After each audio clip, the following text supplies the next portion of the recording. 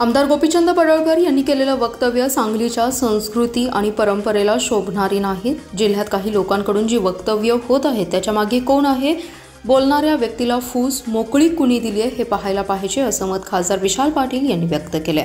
माजी मुख्यमंत्री वसंतदादा पाटील यांचे राज्याच्या विकासामध्ये काय योगदान आहे याचं सर्टिफिकेट पडळकरांकडून घेण्याची गरज नाही।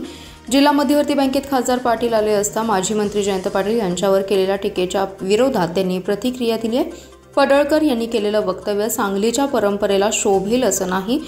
त्यांचा स्वभाव असेल तर समजून घेऊ, ते काय बोलतात त्यांना कुणाची फूस आहे, मोकळी कुणी दिली याच्या मागे जावं लागेल। राज्याला सुसंस्कृत परंपरा आहे। राज्याचं नेतृत्व करणारे स्वतःची प्रतिमा स्वच्छ दाखवत असतील आणि त्यांच्या भोवतालची जवळची समजणारी माणसं अशी भाषा करत असतील तर त्यांचा खरा चेहरा समोर येतो। ते म्हणाले, वसंतदादा आणि राजाराम बापू पाटील यांच्यातील वाद हा राजकीय आणि वैचारिक होता। या जिल्ह्याने तो संघर्ष पाहिलाय।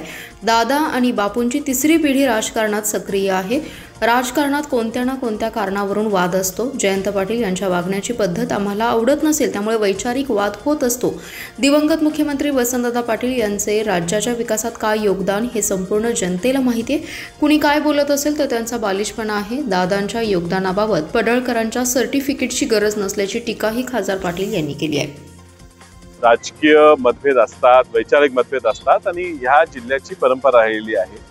वसंतदादा आणि राजाराम बापू हा वाद हा राजकीय होता, वैचारिक होता आणि ह्या जिल्ह्यांनी तो संघर्ष पाहिलेला आहे। पण ह्या कुठल्याही संघर्षात आणि आता 3 पिढ्या झाल्या, आता राजाराम बापूची तिसरी पिढी, आमची वसंतदादाची तिसरी पिढी, आम्ही आजही आमचा वाद कुठल्या ना कुठल्या वैचारिक वाद आहेत, राजकीय वाद असणार।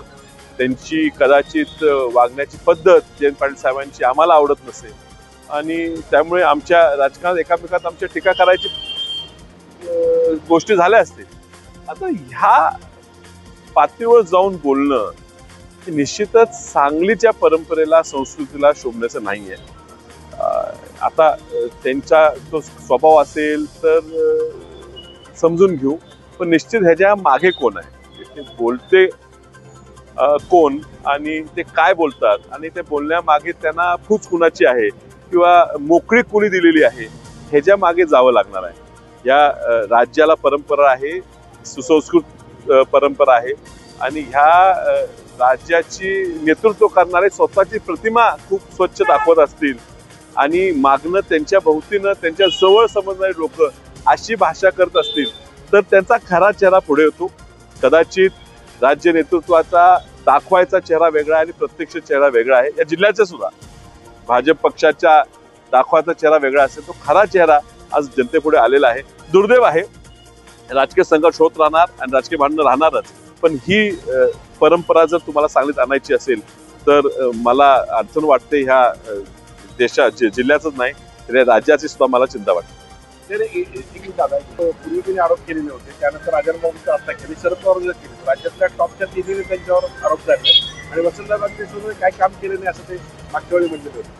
हे पहा, निश्चितच वसंतदादा, राजाराम बापू ह्या लोकांनी जिल्ह्याच्या किंवा राज्याच्या विकासात काय योगदान दिलं हे सर्टिफिकेट आमदार पडळकरांकडनं घेण्याची गरज मला वाटत नाही।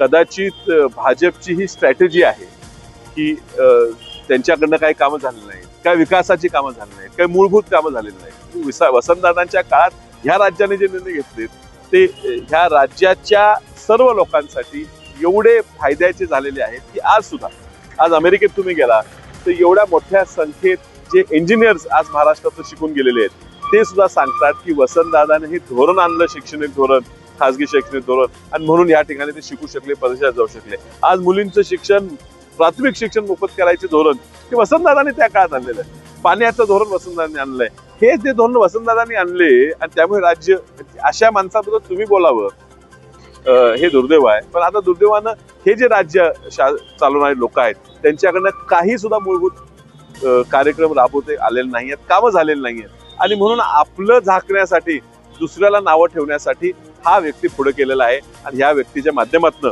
हे बोंबलाबोंबली, ओरडाओरडी, एडिट करा, ओरडाओरडी चालू आहे।